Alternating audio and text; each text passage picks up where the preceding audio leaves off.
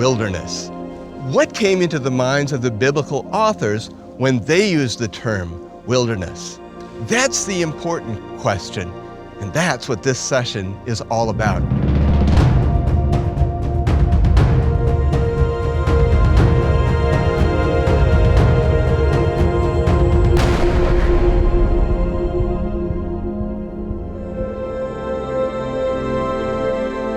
My wife and I love the American Western wilderness. We spend a lot of time hiking and backpacking there.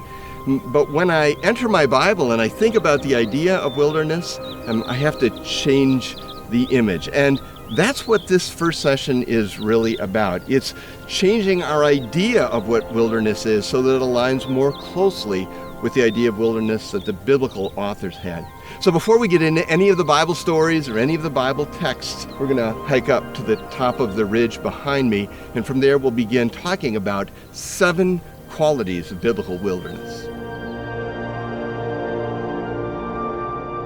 You need to just stop and take it in. There are a number of named wildernesses in the Bible, and each of them is a little bit different than the other. And our purpose in this session is not to identify all of those differences, but to focus on the 7 similarities between all biblical wildernesses. So let's start with the first one. Wilderness is vast and it's rugged. Wilderness is vast and it's rugged. We're here in the Judean wilderness, about 12 miles northeast of Jerusalem, and you can see that wilderness is not just a little postage stamp of land. It goes on for a long time. This Judean wilderness goes on 5 miles to the north in front of you and 55 more miles to the south behind you. And all of it looks like this. East-west valleys, east-west ridges, tall, difficult land to move through. Wilderness is vast, wilderness is rugged. Second quality of wilderness that we'll talk about from this spot is that wilderness has precious little water. Now, there are 2 reasons for that, depending on which wilderness we're talking about. Either it could be that the wilderness is too far from the Mediterranean Sea to have the water, the rainfall get there, or, in this case, we have mountains between the Mediterranean Sea and where we're standing right now. And those mountains prevent the rainfall from reaching this far inland. It's true across all wilderness of the Bible. Wilderness is a land with precious little water. Those are the 2 things that I wanted to talk to you about here in the Judean wilderness context. We're going to go back to the bus from here and travel south into the other wildernesses, like the wilderness of Zin and Paran, and talk about 5 other qualities of biblical wilderness.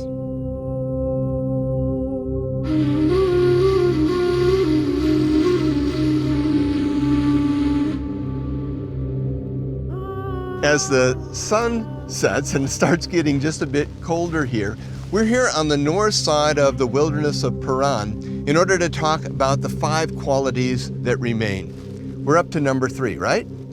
Number 3, wilderness is a land without grain. People of the past tended to define their land in terms of whether it could or could not produce grain. You see, it took about 12 inches of annual precipitation for them to grow barley, which was the most drought-resistant grain that they had available to them. You're looking into a place that only receives 4 inches of annual precipitation.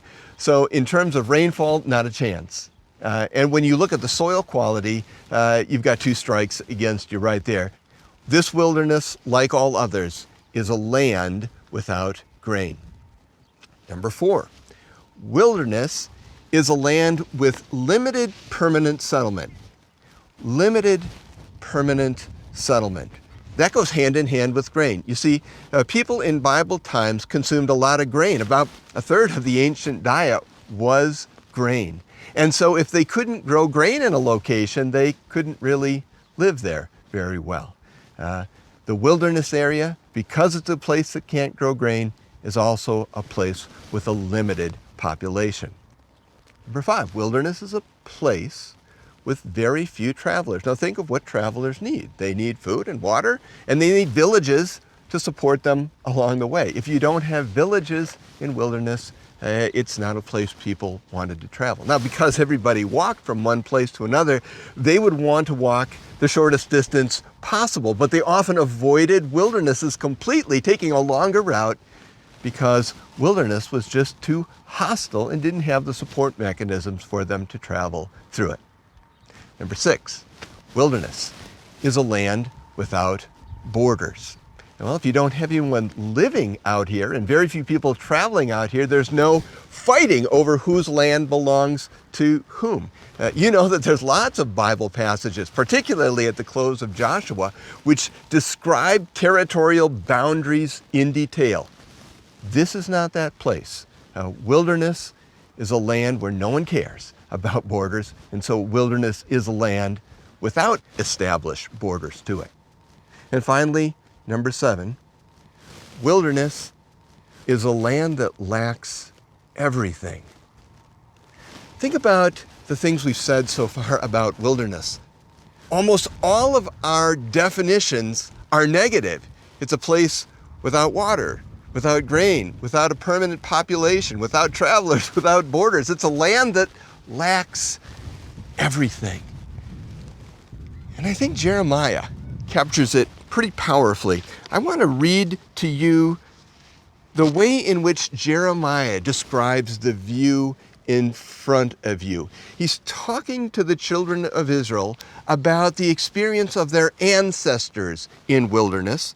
And he says in Jeremiah 2, and I'm starting at verse 5, "The Lord brought us out of Egypt and led us through," let your eyes go to landscape, "and led us through the barren wilderness, through a land of deserts and ravines, a land of drought and utter darkness, a land where no one travels and no one lives." It's about the best definition I've ever found of that. But I'm still going to hold you accountable for those 7 qualities of wilderness, because I think it's so important for Bible readers to do everything they can to shape that word to the impression the biblical authors intended to make with it. When you encounter the word wilderness, realize that every individual named wilderness will be a little different than its partner, but those 7 qualities will help you understand biblical wilderness in the way the biblical authors did.